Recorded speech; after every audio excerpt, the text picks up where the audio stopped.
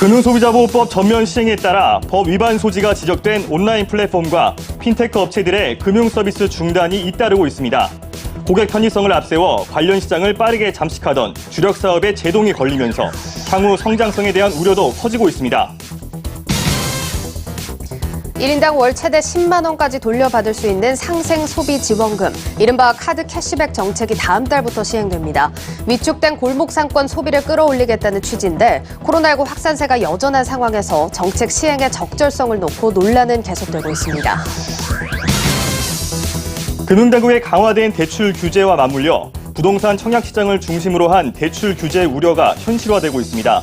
잔금 대출 기준이 까다롭게 바뀌면서 입주를 앞둔 실수요자들이 당장 하루아침에 수억 원의 현금을 마련해야 하는 상황으로 내몰리고 있습니다.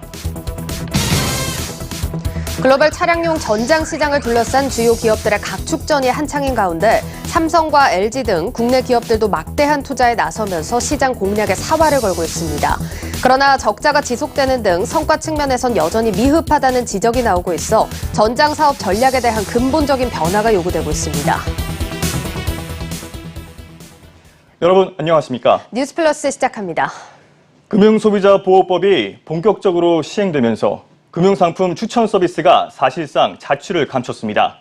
플랫폼을 운영하는 핀테크 업체들은 당분간 서비스 개편 작업으로 분주해질 전망인데요. 이 과정에서 서비스를 이용하던 소비자들의 불편도 불가피해 보입니다. 장슬기 기자가 보도합니다. 소비자들이 원하는 혜택의 카드를 찾아주는 한 카드 포털 서비스. 카드 추천 서비스와 함께 소비자들이 뽑은 랭킹 서비스를 제공하는 플랫폼인데 현재 카드사와의 기존 광고 계약이 모두 중단된 상태입니다. 금융소비자보호법 적용에 따라 카드 상품을 비교 추천해주는 서비스가 중개 행위에 해당돼 모집 자격을 갖춘 곳만 상품 비교와 추천을 해줄 수 있기 때문입니다. 모집 자격을 갖추기 위해선 이런 핀테크 업체들이 카드 모집인 또는 제휴 모집인으로 등록해야 하는 상황. 현행법상 카드 모집인은 한 곳의 카드사만 중개가 가능해 플랫폼 입장에서는 여러 카드를 비교해주는 제휴 모집인으로 등록해야 하는데 제휴 모집인에 대한 자격이 모호해 핀테크 업체들은 관련 유권 해석을 기다리고 있습니다. 자격 요건에 대한 명확한 규정이 나온 뒤 금소법을 적용해야 하는데 이 순서가 뒤바뀐 셈입니다. 제휴카드를 출시했던 대형 마트라든지 아니면 통신사라든지 이런 곳 위주로 제휴 모집 계약이 돼 있어서 현재 중소 핀테크 업체들에 대해서 정확한 규정이 나와 있지 않은 상태거든요. 이 부분이 빨리 해결이 되어야 업체들도 제휴 모집이 등록이 되면서 정상적인 서비스 운영이 될 수 있을 것이라고 생각이 되고 있고요. 현재 금소법에 따라 이런 서비스들을 중단한 곳은 카카오와 네이버 등 빅테크를 제외하고도 대부분의 중소형 핀테크 업체들이 해당됩니다. 특히 은행과 달리 카드나 보험은 상품 비교를 필요로 하는 소비자들이 많았던 만큼 당분간은 서비스 중단에 따른 피로도가 높아질 수밖에 없습니다. 실제 온라인상에서는 이번 금소법 적용으로 소비자들의 편의성이 떨어졌다는 불만의 목소리가 넘쳐납니다. 규제로 멈춰버린 핀테크 시계. 업계는 서비스 재개를 위해 개편 작업에 속도를 낸다는 방침이지만 명확한 가이드라인이 나오기까지 기약이 없어 존폐를 고려해야 할 상황이라고 토로합니다. 한국경제TV 장슬기입니다. 네, 앞서 보신 것처럼 금융소비자보호법이 지난 25일 전면 시행되면서 일부 중소 핀테크 업체들은 사업의 존폐 위기에 몰렸습니다. 이번 규제 리스크 중심에선 카카오도 역시나 예외는 아닌데요. 관련 이슈 박혜린 증권부 기자와 함께 자세하게 다뤄보도록 하겠습니다. 예, 박 기자, 금소법 리스크 불거진 이후에 카카오 주가 좀 연일 약세를 기록했는데 오늘은 어땠습니까? 네, 금소법 시행 후 첫 거래일인 오늘 상승 출발했던 카카오는 결국 보합권에서 마무리됐습니다. 예. 기관이 자금을 넣었지만 외국인의 매도세에 주가가 힘을 받지 못했습니다. 금소법 시행 하루 전날인 지난 24일에는 기관과 외국인이 함께 카카오에 자금을 넣으면서 3.9% 상승했는데요. 이어 2거래일 연속 상승세이긴 합니다. 예, 리스크가 선반영됐다 이런 공감대가 좀 형성이 된 걸까요? 주가에 대해서는 아직까지 여러 가지 분석들이 나옵니다만 그래도 소폭이긴 해도 반등을 하긴 했거든요. 네, 그렇습니다. 하락세는 멈춰선 모습입니다. 하지만 주가가 제자리를 찾는 데까지는 시간이 더 필요할 것 같습니다. 전거래일과 오늘 주가가 상승하긴 했지만 지난 7일이죠. 금융당국이 온라인 금융 플랫폼이 현재 하고 있는 금융상품 비교와 추천 서비스가 이 금융소비자보호법에 맞지 않는다고 제동을 건 이후 오늘까지 주가가 약 25%가량 빠진 상황이다 보니까 많은 분들이 아마 한숨을 쉬고 계실 것 같습니다. 오늘은 아직 잠정 집계치니까 지난주 금요일을 기준으로 말씀을 드리자면 지난 7일 이후 개인은 1조 4,700억 원가량을 순매수했습니다. 외국인은 약 1조 5,500억 원가량, 또 기관은 4,400억 원가량을 순매도했습니다. 예, 지금 뭐 개인들이 물량을 다 받아가는 모습이라서 더 걱정이 되는 상황인데 지금 증권업계에서는 향후 주가 전망 지금 여러 가지가 제시가 되고 있는 걸로 알고 있습니다만 전반적인 의견들이 어떻습니까? 네, 먼저 향후 주가에 대해서 다소 보수적으로 보는 시각부터 말씀을 드리자면 이번 규제 영향으로 모빌리티와 페이 사업 부문의 가치가 하향 조정될 수밖에 없다는 게 주된 이유입니다. 또 플랫폼 기업들에 대한 규제는 국내 이슈가 아니라 이 글로벌 트렌드이기 때문에 리스크가 단기에 해소되긴 어렵다는 시각입니다. 실제로 최근 삼성증권과 한국투자증권 등 주요 증권사 4곳이 카카오의 목표 주가를 하향 조정했습니다. 하향 조정폭이 가장 높은 이베스트 투자증권의 경우 17.6%나 목표가를 낮췄습니다. 최근 이뤄진 주가 하락은 단순히 심리적인 조정이 아니라 구조적이고 부득이한 조정이라고 판단을 한 겁니다. 예, 이렇게 지금 다소 경계하는 의견들 체크를 해봤고요. 또 앞서 지금 수급을 보니까 개인 투자자들이 말씀해주신 7일 이후라고 하면 거의 11거래일 동안 지금 1조 4천억 원이 넘는 금액을 말 그대로 좀 풀 베팅했다. 이렇게 표현을 해도 될 것 같은데 긍정적인 얘기도 좀 들어봐야겠죠? 네, 현대차증권이 오늘 보고서를 냈는데요. 최근 주가가 과도하게 하락했다며 저가 매수 기회라고 밝혔습니다.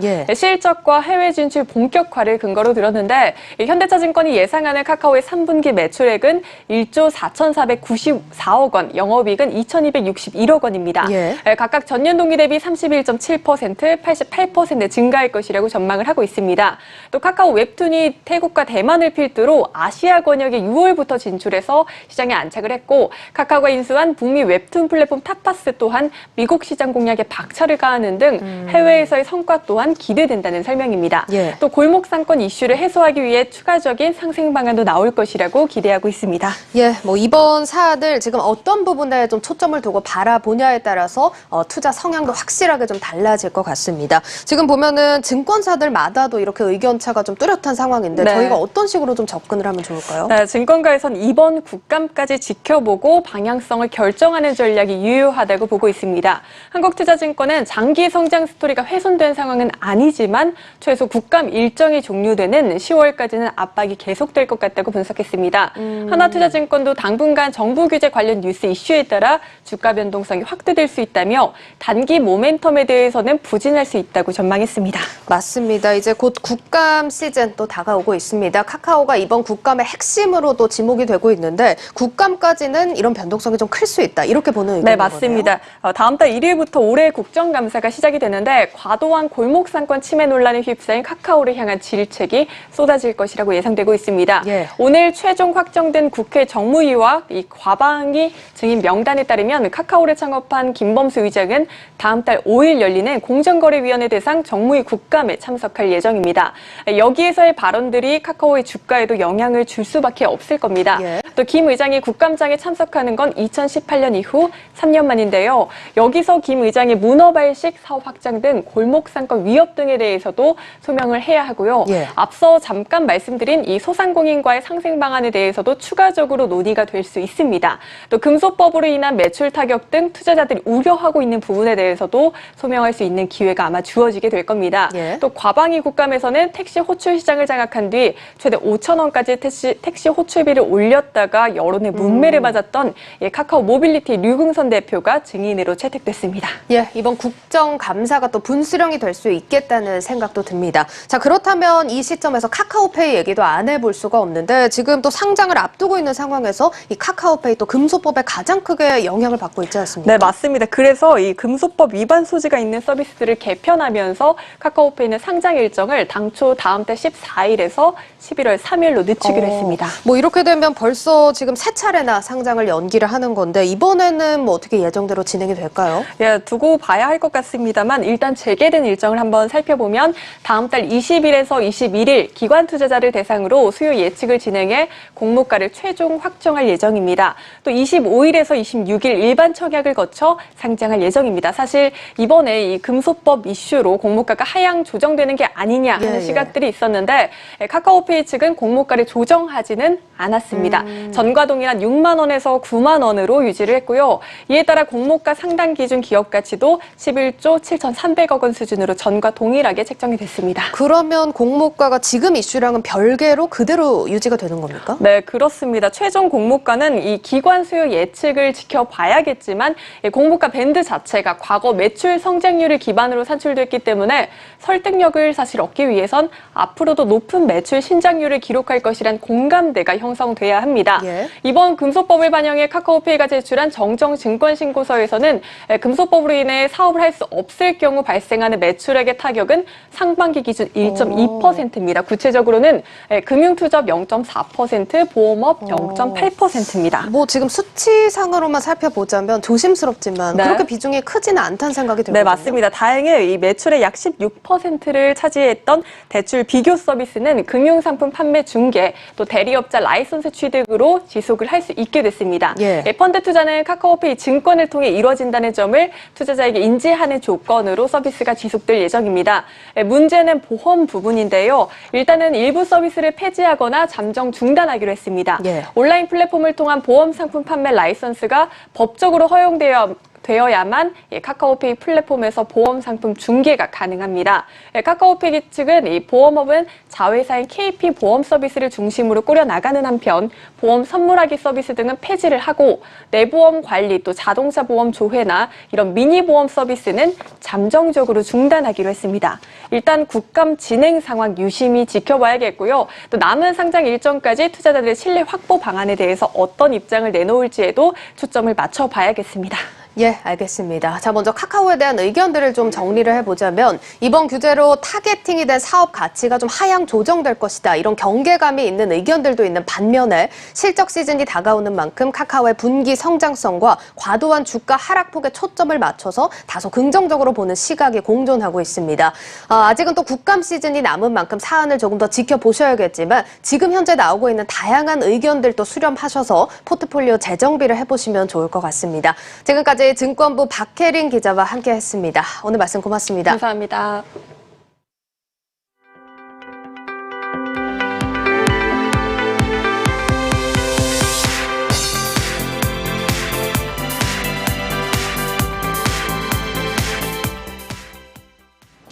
신용카드나 체크카드 사용액의 10%를 사실상 현금으로 돌려주는 상생 소비 지원금, 이른바 카드 캐시백 제도가 다음 달 1일부터 시작됩니다.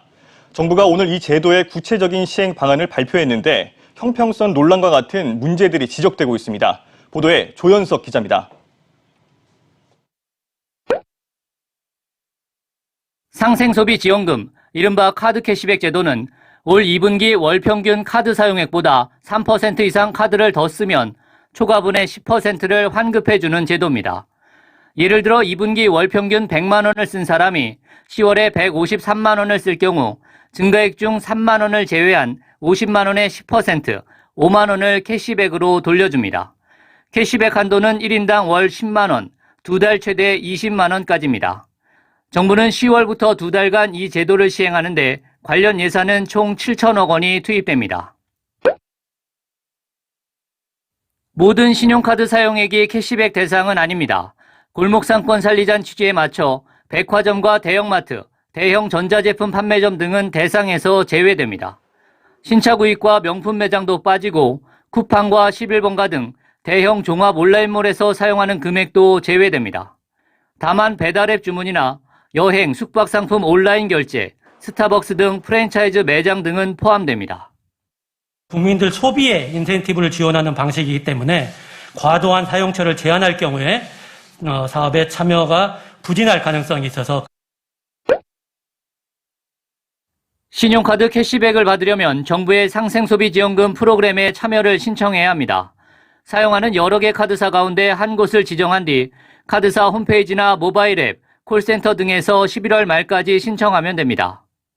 2분기에 카드를 얼마나 썼는지는 캐시백 프로그램 참여 신청 후 이틀 안에 확인할 수 있습니다.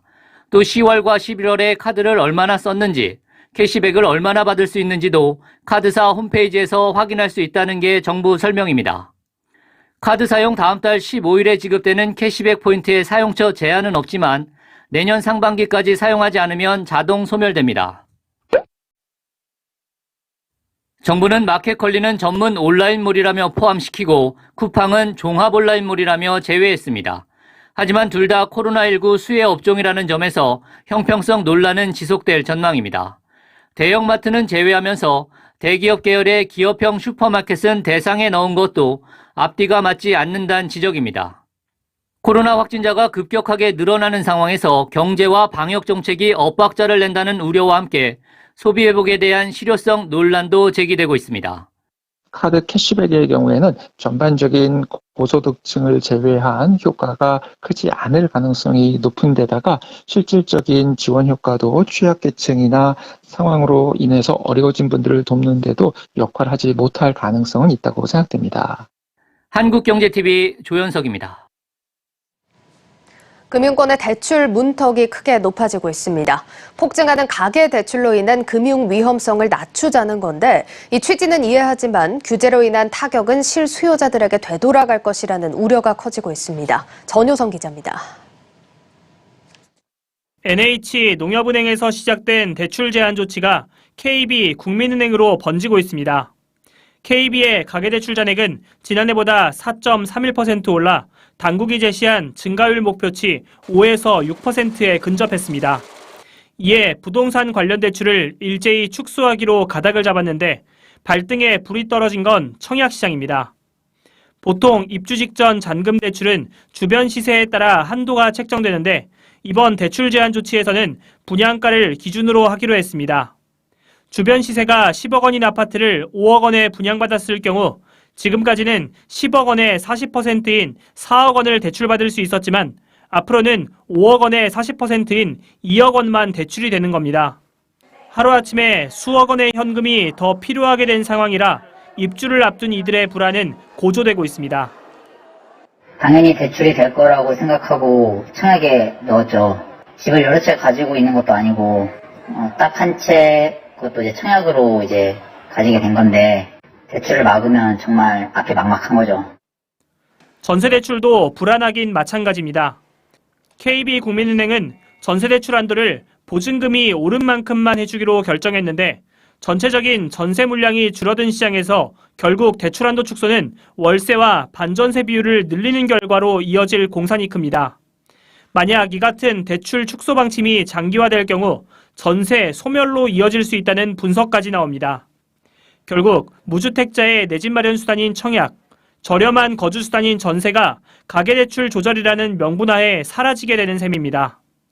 이 실수요자나 무주택자의 경우에는 부동산 구입자금을 또는 전세자금을 마련하는데 상당히 어려움이 있기 때문에 개인들의 재무 상태나 신용 상태를 평가해서 실질적인 무주택자나 실소유자에게는 좀 대출 규제를 완화하는 방향으로 집값 폭등에서 시작된 가계대출 문제가 재차 서민을 향한 부메랑으로 되돌아오고 있습니다. 한국경제TV 전유성입니다. 이 같은 대출 한파에도 금융당국은 또 한 번 강도 높은 대출 규제를 예고하고 있습니다. 대출 총량 관리를 내년 이후까지 연장하고 다음 달 중으로 상환 능력에 초점을 맞춘 새로운 규제도 내놓을 것으로 전망됩니다. 전민정 기자입니다. 총량 관리의 시계를 내년 이후까지 확장하고 대책의 효과가 나타날 때까지 강도 높은 조치들을 지속적, 단기적으로 시행해 나갈 것입니다. 고승범 금융위원장이 경제금융 전문가들과의 간담회에서 가계대출 관리에 강력한 드라이브를 걸겠다는 입장을 재확인했습니다. 시중은행들이 대출 문턱을 줄줄이 높이면서 실수요자들의 불만이 커지고 있음에도 고 위원장이 또 한 번 강도 높은 대응 방침을 밝힌 건 가계부채 증가세가 당국의 가이드라인에 육박할 정도로 여전히 가파르다는 판단에서입니다. 고 위원장은 다음 달 내놓을 가계부채 대책을 통해 개인의 상환 능력에 초점을 맞춘 추가 규제에 나설 것을 시사하기도 했습니다. 대출 결정에 있어 가장 중요한 기준은 앞으로의 상황 변화에도 안정적으로 상환할 수 있느냐입니다. 10월 중 정부가 발표할 가계부채 대책도 상환능력 평가의 실효성 제고에 초점을 맞추게 될 것입니다. 금융권에선 차주별 총부채 원리금 상환 비율, DSR 규제 적용 시기를 앞당기고 이 금융권에 대한 규제를 강화하는 방안이 유력하게 거론되고 있습니다.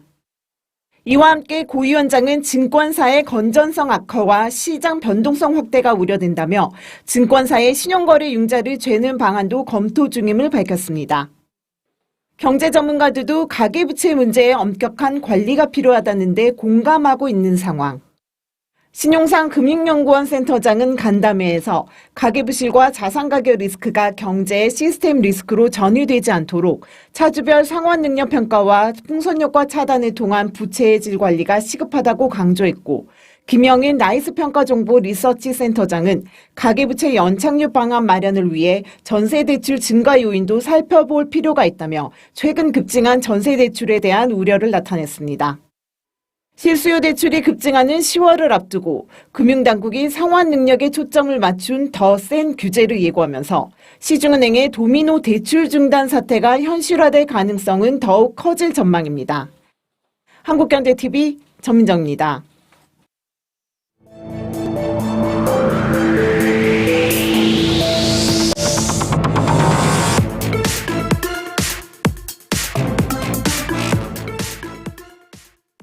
전 세계 차량용 전자장비 시장 규모가 조만간 500조 원에 육박할 것으로 예상됩니다. 특히 전기차 시장이 성장함에 따라 전장 사업이 미래의 성장 동력으로 떠오르고 있는데요. 국내 대표 기업인 삼성전자와 LG전자는 어떻게 준비하고 있을까요? 먼저 두 기업의 현 주소를 양현주 기자가 살펴봤습니다. LG전자와 삼성전자는 각각 2013년과 2015년 그룹 내 전장 사업팀을 꾸렸습니다. 이를 시작으로 LG전자와 삼성전자는 본격적으로 글로벌 기업 인수에 나섰습니다. 특히 LG전자는 최근 3년 동안 M&A를 적극 추진했습니다. LG전자는 지난 2018년 차량용 조명 선두 기업인 오스트리아 자동차 부품업체 GKW를 1조 4천억 원에 인수한 데 이어 올해 3월 차량용 인포테인먼트 합작법인 알루토를, 7월엔 전기차 파워트레인 합작법인 LG 마그나 이파워트레인을 출범했습니다. 최근엔 이스라엘 자동차 사이버 보안 분야 전문 기업 사이벨럼을 1,300억 원에 인수하기도 했습니다. 이렇게 투자한 금액은 지난 5년간 총 4조 228억 원에 달합니다. 삼성전자 역시 9조 원이 넘는 대규모 자금을 투입해 차량용 오디오, 내비게이션 1위 기업 하만을 인수하는 등 전장 사업에 힘을 싣고 있습니다. 또한 삼성전자는 올해 2분기 컨퍼런스 콜을 통해 대규모 M&A 검토 분야 중 하나로 전장 사업을 거론하기도 했습니다.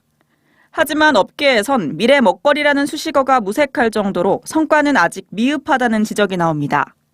LG전자의 경우 전장 부문인 VS 사업이 영업 적자를 면치 못하고 있는 데다 흑자 전환이 되더라도 당분간 유의미한 수준은 아닐 거란 게 업계의 분석입니다. 영업이익 한 5% 이상 나와야지 의미는 흑자 전환인데 그거랑은 조금은 차이가 많이 날 것 같고, 흑자 전환 하더라도 2-3% 수준 정도 되지 않을까. 단기적으로는 여전히 수익성이 저조한 수주 물량이 아직은 좀 있기 때문에 흑전을 하더라도 의미 있는 수준의 흑전은 아직은 좀 시간이 필요할 것 같고요. 삼성전자 역시 아우디, 폭스바겐과의 자동차 반도체 공급 계약권 외 이렇다 할 수주가 없습니다. 이마저도 단기 공급 계약에 그쳤습니다. 상황이 이렇다 보니 삼성전자의 전장 부문의 매출액은 전체의 3% 수준에 머물고 있습니다. 전문가들은 전장 분야의 시너지를 위해선 인수기업들과의 융합이 무엇보다 중요하다고 말합니다. 자동차의 분야 자체가 워낙 배타적입니다. 개발이라든지 의뢰를 통해서 자동차 분야에 들어오는 부분들 자체가 배타적이다 보니까 그렇게 큰 효과가 나오지 못했다는 부분들입니다. 자동차 분야와의 공동 개발이나 공동 진출, 또 전기차 같은 미래 모빌리티에 대한 어떤 투자라든지 시너지에 대한 이런 집중도를 높인다면 향후 몇 년 이내에 중요한 효과가 나오지 않을까. 한국경제TV 양현주입니다. 전동화로 미래차의 패러다임이 바뀌고 있는 상황에서 LG와 삼성도 이렇게 전장 사업에 사활을 걸고 있습니다. 하지만 아직까지 이렇다 할 실적은 내지 못하고 있는데요. 전장 사업의 현재와 미래를 산업부 신용훈 기자와 함께 짚어봅니다. 신 기자. 네. 먼저 이 전장 부품은 자동차의 그 어떤 부품을 말하는지 좀 설명을 부탁드립니다. 자동차의 전기장치 부품을 말하는데요. 흔히 우리 자동차 전조등 램프라든가 오디오도 전장 부품 중에 하나고요. 또 인포테인먼트 시스템이나 커넥티드카 시스템까지 다양한 부분의 전장 부품들을 바로 전장이라고 합니다. 네. 그리고 또 이런 전장 부품 사업을 영위하는 회사들을 전장 부품사라고 또 일컫고요. 네, 그렇군요. 그렇다면은 LG와 삼성이 좀 전장 사업에 본격적으로 뛰어든 지는 얼마나 됐습니까? 지금으로부터 한 6년 정도 전인데요. LG 같은 경우에는 2015년도부터 시작을 했습니다. 2014년도까지 다른 사업부에 속해 있던 전장 사업부를 2015년 초부터 분리를 하면서 본격적으로 이 전장 사업에 뛰어들었는데요. 그리고 삼성전자의 경우도 같은 해인 2015년 12월에 이 전장 사업 팀을 꾸렸는데 당시 이재용 부회장이 4대 미래 성장 사업 중에 하나로 이 전장 부품을 꼽으면서 본격적으로 전장 사업이 시작됐다라고 볼 수가 있겠습니다. 네, 그렇군요. 가전과 이 디스플레이 사업에서 1, 2위를 다퉜던 두 회사지 않습니까? 네. 이 두 회사가 미래 성장 동력으로서 이제 자동차 전장 사업을 낙점을 하면서 보다 좀 새로운 그런 경쟁 구도가 형성이 되고 있다라고도 할 수 있을 것 같습니다. 그동안 이 사업의 어떤 실적 어떻습니까? 사실 관련 사업이 본 궤도에 오른 이후에 사업의 외형 자체는 꾸준히 좀 성장을 하고 있습니다. 그렇지만 좀 내실을 다지기까지는 아직까지 좀 부족함이 없지 않나 생각이 들기도 하는데요. 표를 보면서 좀 설명을 드리겠습니다. 먼저 LG전자의 전장 사업 부문 매출과 영업이익인데요. 전장 사업 본부가 분리된 2015년에는 1조 8천억 원 수준이던 매출액이 지난해에는 5조 8천억 원 수준까지 늘었습니다. 그리고 올해의 경우에도 상반기에만 4조 원에 가까운 매출액을 기록하면서 지난해 절반 수준을 넘어섰고요. 문제는 내실인데 2015년도 당시에 50억 원의 깜짝 영업 실적을 낸 이후에 계속해서 영업 적자를 기록하고 있습니다. 삼성전자의 또 그래프를 좀 보실까요? 역시 삼성전자도 마찬가지인데요. 2018년 인수한 하만의 연도별 실적을 보면은 매출의 경우에는 10조 원 안팎을 유지하고 있지만 영업이익은 2019년을 정점으로 해서 지지부진한 그런 상태에 있습니다. 네, 그렇군요. 이 적자가 쌓이면서 이 사업 추진에도 어떻게 보면 좀 악영향을 미칠 수 있을 것 같다라고 보여지는데요. 그럼에도 불구하고 이 합작법인까지 설립을 하고 글로벌 기업 인수도 하고 이런 공격적인 투자를 이어나가는 이유 어디에 있다고 보십니까? 어떻게 보면 사활을 걸었다라고 할 수 있을 정도로 참 전사적으로 전장 사업에 뛰어들고 있는 그런 분위기인데요. 자동차 산업이 내연기관 중심에서 전동화 중심으로 바뀌면서 인포테인먼트라든가 커넥티드 시스템 같은 다양한 분야에서 전장 부품이 활용될 것이란 이 시장성 측면뿐만 아니라 그 이면에 또 다른 이유가 있습니다. 바로 이 선대 회장의 의지가 담겨 있기 때문이다라고 할 수가 있는데요. 고 이건희 삼성전자 회장과 고 구본무 LG그룹 회장이 생전에 자동차 분야의 진출에 관심이 상당히 많았습니다. 잘 알려진 대로 이건희 회장 같은 경우에는 1994년이었죠. 완성차 사업 허가를 받은 뒤에 삼성 자동차를 출범시켰고 또 구본무 회장의 경우에는 2013년 LG전자의 자동차 부품 사업부를 신설을 했습니다. 지금의 전장 사업에 대한 투자는 이런 선대 회장의 염원을 이재용 부회장과 또 구광모 회장이 이어받은 것이다라고 할 수가 있겠습니다. 네, 그렇군요. 이 두 기업에게 있어서 전장 사업은 단순한 그 미래 먹거리 차원을 넘어선 것이다라고 볼 수가 있겠습니다. 그렇습니다. 때문에 실적에 일희일비하기보다는 좀 장기적인 관점에서 양사의 전장 사업을 좀 바라보는 것이 맞지 않나 생각을 해보기도 합니다. 네, 그렇습니다. 관심은 그렇다면 언제까지 기다려야 하나라는 부분일 것 같은데요. 지금껏 계속적으로 이제 돈을 쏟아 부었는데 언제쯤이면 좀 빛을 볼 수 있을지 이 부분도 궁금합니다. 네, 사실 LG전자의 경우에는 올해 말부터 좀 흑자 전환이 될 것이다라고 업계 전문가들이 보고 있는 상황인데요. 자동차 부품 사업의 특성상 고객사의 공급망 교체 주기가 3년 정도입니다. 그런 점을 감안하면은 지난 2018년 글로벌 조명 기업이었죠. GKW를 인수하고 3년이 지난 시점이 올해 말이 되는데 이 올 하반기부터는 본격적인 성과가 날 것이다라고 보고 있습니다. 그리고 내년에는 GKW가 사상 최대 매출을 달성할 것이다라는 예측도 나오고 있는 만큼 올 연말이면은 좀 가시적인 성과들이 날 것으로 분석이 되고 있습니다. 그리고 이 총수 공백 속에 사업이 주춤했던 삼성전자의 경우는 지난해 지난해 말 이 사업부 수장을 교체했고요. 또 자동차와 반도체 조직을 통합하는 등 체질 개선에 나섰거든요. 이후에 올 들어서 이제 폭스바겐의 자동차용 반도체를 공급을 했고 또 북미 전기 픽업 트럭 제조사에도 자동차용 카메라 모듈을 공급하는 그런 성과를 일궈냈습니다. 큰 성과는 아니지만 뭐 부품사로서 신뢰를 쌓는 그런 과정이다라고 볼 수가 있는데요.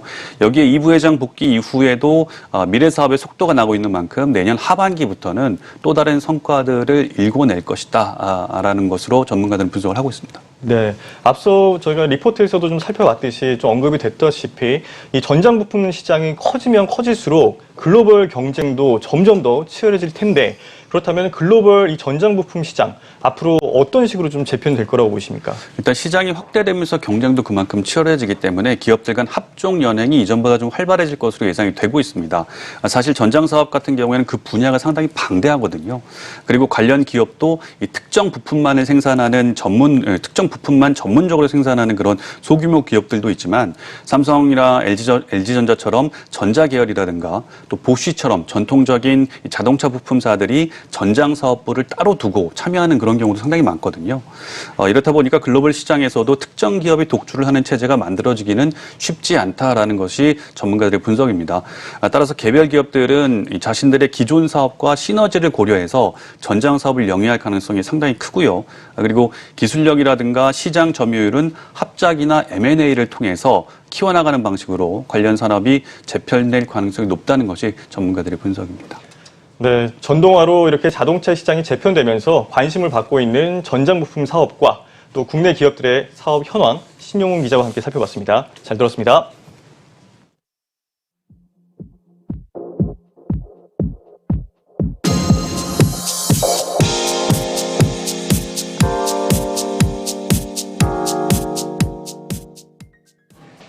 찬바람이 불기 시작하면 연말 배당주를 찾는 투자자들이 늘기 마련입니다.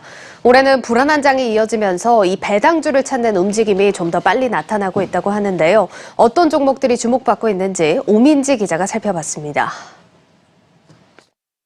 연말 배당 시즌을 앞두고 유망한 배당주를 담으려는 투자자들의 관심이 높습니다. 특히 경기 회복세가 두드러졌던 지난해와 달리 글로벌 증시 불확실성이 높아지면서 배당주 투자는 일종의 대피성 투자처로도 주목받고 있습니다. 이런 영향으로 코스피 고배당 50지수는 지난달 말 대비 추석 전까지 5.7% 상승했습니다. 같은 기간 코스피는 1.8% 하락한 점을 고려하면 상대적으로 크게 상승한 겁니다. 배당주 펀드에는 지난 3개월 동안 1,731억 원이 순유입되며 자금이 몰리기도 했습니다. 전문가들은 올해 은행과 보험, 증권 등 금융업종이 이전보다 높은 배당 수익률을 보일 것이라고 전망했습니다.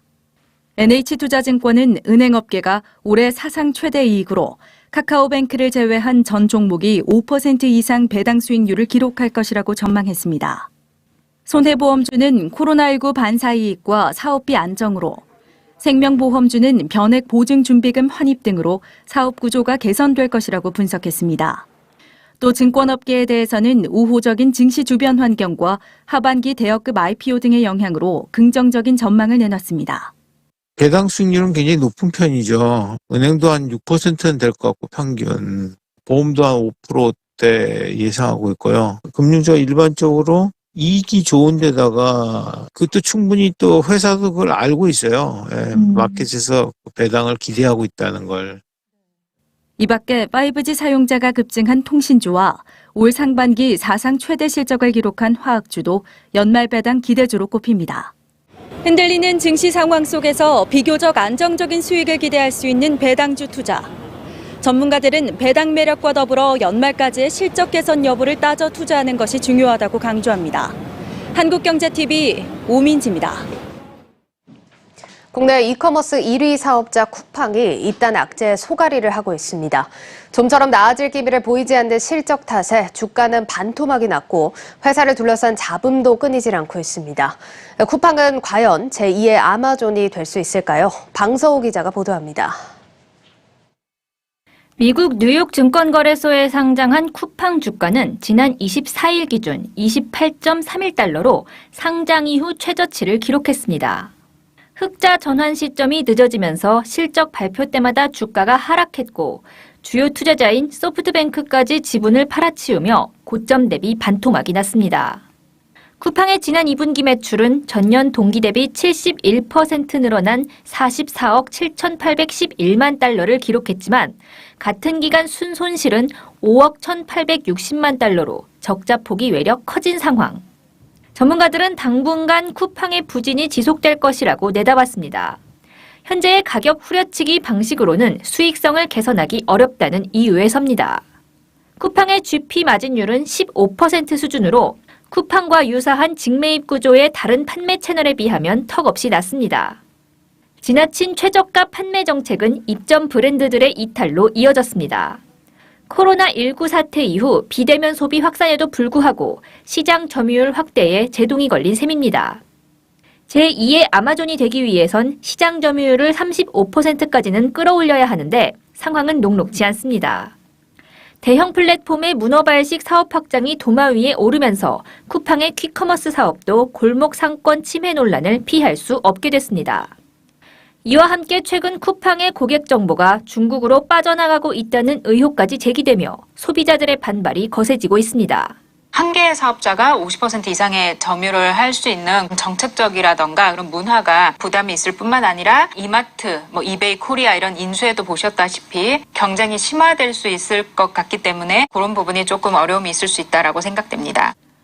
쿠팡이 제2의 아마존은커녕 경쟁에서 뒤처지지 않으려면 하루라도 빨리 사업 다각화 성과를 내고 적극적인 해외 진출 등으로 반전을 도모해야 한다는 지적입니다. 한국경제TV 방서호입니다.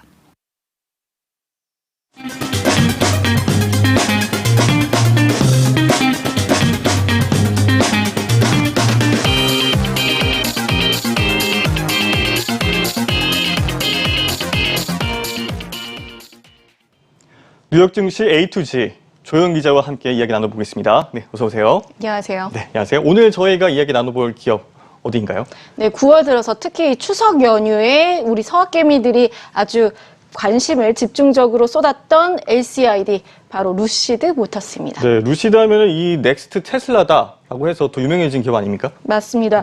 사실 테슬라의 대항마 이런 걸 외친 기업들이 많았잖아요. 하지만 좀 많은 기업들이 성공하지 못하고 사라진 기업들이 많았는데요. 그만큼 제2의 테슬라를 기대하는 사람들이 많다는 뜻일 겁니다. 이 루시드는 테슬라의 모델 S의 개발 책임자였던 피터 롤린슨이 최고 경영자이기도 하고 이 외에도 경영진과 개발자 중에 절반 가까이가 테슬라 출신이어서 테슬라와 비교도 많이 되고 분석이나 리포트, 기사도 많이 나오고 있습니다. 그렇지만 이제 BOA에서 루시드를 테슬라와 페라리라고 이렇게 비교를 하기도 했는데요. 본격적으로 테슬라하고 경쟁하기에는 좀 넘어야 할 관문들이 있는데 가장 우선적인 것이 첫 전기차 모델인 에어를 실질적으로 인도하는 것에 성공하는 것입니다. 그렇군요. 이 테슬라의 페라리라 이게 아주 고가의 전기차다라고 예상이 되고 있는데 네. 제가 알기로는 루시드 같은 경우에는 테슬라와 좀 비교하는 것을 우리 원치 않는다. 맞아요. 네, 그렇게 이야기도 했어요. 네. 그렇죠. 그래서 루시드 같은 경우에는 벤츠나 또는 뭐 BMW 같은 그런 고가의 브랜드들, 그리고 전통이 있는 브랜드들과 함께 이렇게 좀 차세대를 표방하는 그런 이제 회사로 커나가길 바란다. 이렇게 좀 알고 있는데 그러면 일단 실차가 좀 나와봐야지 뭔가 좀 상황이 바뀔 수 있지 않을까라고 생각이 되는데 고객 인도 이 부분이 좀 먼저 이루어져야 될 것 같아요. 맞습니다. 아직까지도 단 한 대도 도로를 달리고 있는 루시드 차량은 없는 셈이거든요. 에어는 원래 올 봄 출시를 목표로 했습니다. 상당 기간 지금 미뤄진 셈인데요. 일단 차량 인도가 시작되고 시중에 돌아다녀 봐야 뭐 정확한 성능이라든지 시장 평가가 나올 것이라는 전망입니다.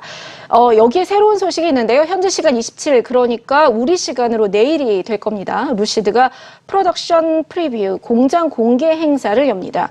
언론들하고 이제 금융투자업계 그리고 일부 선정된 고객들을 일리노이주 카사그란데에 위치한 AMP 공장을 초대를 해서 생산 공정을 보여주고 또 주요 엔지니어들이 나와서 기술을 직접 설명하는 등의 행사가 일주일 동안 이어질 예정입니다. 물론 테스트 드라이브도 있을 예정이고요. 이 자리에서 구체적인 차량 인도 스케줄과 양산 계획을 발표할지가 관건입니다. 네, 저도 그 외신을 통해서 이렇게 테스트 차량이 굴러다니는 그런 모습을 좀 본 영상이 있었는데 네. 아무래도 이제 본격적인 인도를 앞두고 어떻게 보면은 우리 이런 차 만들고 있어, 잘 만들고 있어라는 그런 성격의 어떤 세레모니 이런 것들을 좀 보여주는 그런 행사처럼 보여집니다.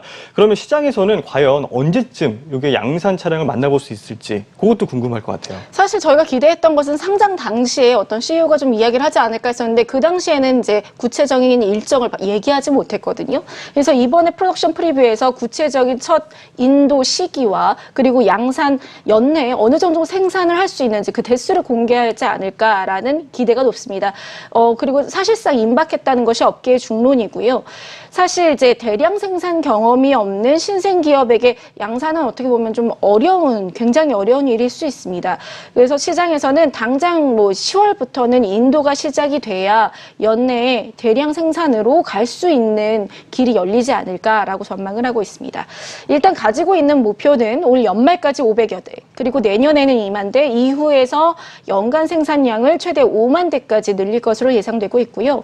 현재 공장 증설이 진행되고 있습니다. 4단계 공장 증설이 완료되면 2028년까지 40만 대로 확대하겠다는 것이 회사의 목표입니다.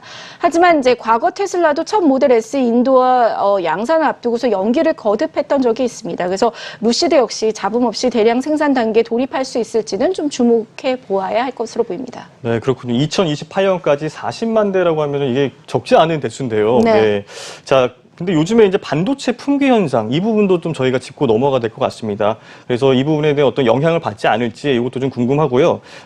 루시드 에어, 이 에어에 대한 부분도 좀 저희가 살펴봐야 될 것 같아요. 처음으로 출시될 차량이죠. 주행 가는 거리가 전기차 중에서는 가장 긴 거리를 기록을 했다고 합니다. 맞습니다. 먼저 이제 반도체 이야기를 하셨는데 네. 이걸 앞두고서 피터 롤린스 CEO가 사실상 뭐 거의 영향이 없다라고는 공식적으로 이야기를 했는데 좀 계속 인도가 뒤로 늦춰진 것이 이 네. 영향이지 않겠느냐라는 이야기가 나오고 있고요. 그리고 이제 주행 거리를 볼까요? 에어드림 같은 경우는 까다롭기로 유명한 이 미국 EPA 기준으로 한번 완충 시 주행 거리가 830km대를 공식 평가받았습니다. 이는 테슬라의 모델 S 롱 레인지보다 약 100마일, 그러니까 160km 정도 더 달릴 수 있는 것인데요. 롤린스 CEO는 단순히 대형 배터리를 설치한 게 아니라 세계 최고 수준의 기술력이 이끈 성과다. 그래서 배터리 효율 기술을 거듭 강조했고요. 삼성 SDI가 이 루시드의 차세대 배터리를 공급하는 것으로 알려져서 좀 주목을 받기도 했습니다. 차량을 보시면 모터 역시 기존보다 훨씬 작습니다. 덕분에 실내는 더 넓게 쓸 수 있고 이 듀얼 전기 모터가 최대 1080의 마력을 발휘해서 제로백이 2.5초에 불과하다고 합니다. 또 최고 속력은 270km에 달하는 등 주행 거리나 충전 속도, 또 효율성, 그리고 디자인까지 뭐 테슬라 우위를 점한다 이런 평가가 나오고 있고요. 가격은 기본 모델인 루시드 에어가 77,400달러, 그러니까 우리 돈으로 약 9천만 원 정도이고 이 최고 사양 프리미엄인 루시드 에어 드림은 16만 9천 달러, 그러니까 우리 돈으로 2억 원에 육박합니다. 네, 그렇군요. 주행 거리가 한 번에 이제 800km를 넘어간다라고 하는 거는 이제 뭐 서울에서 그렇죠. 부산을 갔다가 뭐 한 대전까지도 올라와도 네. 이 주행 가는 거 남아있는 그런 거리 아니겠습니까? 네. 굉장히 긴 거리인데 1000마력에 제로백이 2.5초다. 굉장히 빠른 슈퍼카 수준이다라고 볼 수 있을 것 같습니다. 하지만 가격이 정말 상당히 비싸네요. 네. 네. 그래서 국내에서는 이게 아마 출시가 된다 하더라도 이 정부 보조금은 받기가 어려울 것 같다라는 생각이 들고요. 그래도 이게 테슬라하고 좀 경쟁하는 모습을 좀 보고 싶다. 그런 생각이 듭니다. 업계에서는 어떻게 좀 평가를 하고 있습니까? 그러니까 뭐 루시드가 수많은 전기차 스타트업 중에 가장 유망주다 이런 데에는 의견을 같이 하고 있습니다. 하지만 테슬라의 진짜 대항마로 거듭나려면 일단 모델의 다각화도 필요하고 대중화도 필요하다는 것이 평가고요. 또 루시드는 오늘 2023년을 목표로 순수 전기 SUV인 그래비티 개발도 진행 중입니다. 이것 외에도 좀 더 좀 저렴하고 대중적인 모델이 나와서 판매량 판매량 자체가 좀 높아져야 한다라는 어떤 분석도 나오고 있습니다. 실제로 현재까지 루시드의 누적 사전 계약 대수가 1만 대 수준으로 알려져 있는데요. 이는 테슬라의 월 판매량 절반 수준입니다. 그래서 또 연말 이제 전기차 인도가 정상적으로 이루어지더라도 실제 주행에서 여러 문제가 발생할 수 있고 사업 자체가 흑자 구조로 바뀌기까지는 2025년까지 좀 시간이 필요하다 이런 분석도 제기되고 있습니다. 그렇지만 루시드가 가진 장점도 뚜렷합니다. 먼저 후발주자인 만큼 테슬라처럼 충전 네트워크를 구축하지 않아도 된다라는 장점이 있고요. 또 하나는 이제 루시드의 가장 많은 지분을 갖고 있는 것이 사우디 국부 펀드입니다.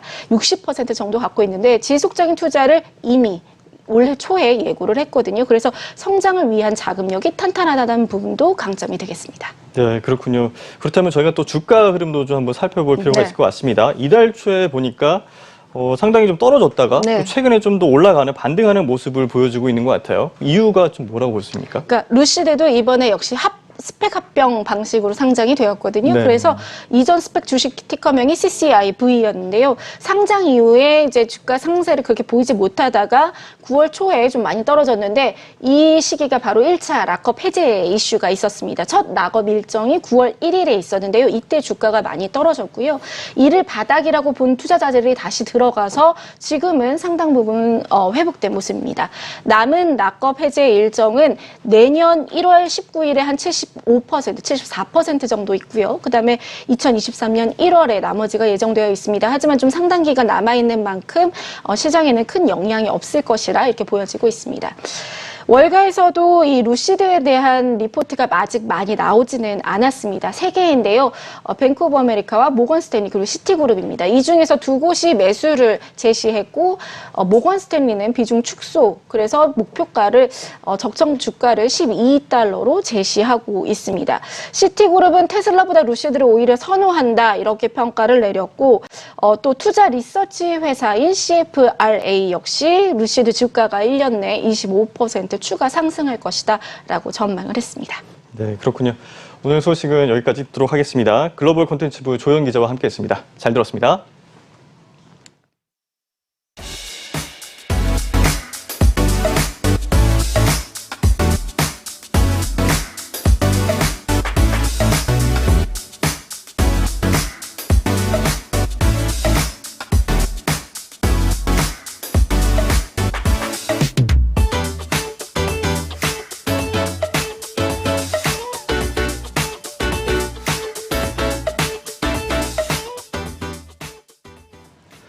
한국가스공사는 오늘 수소 기반의 친환경 에너지 인프라를 조성하기 위한 그린라이프 비전을 발표했습니다.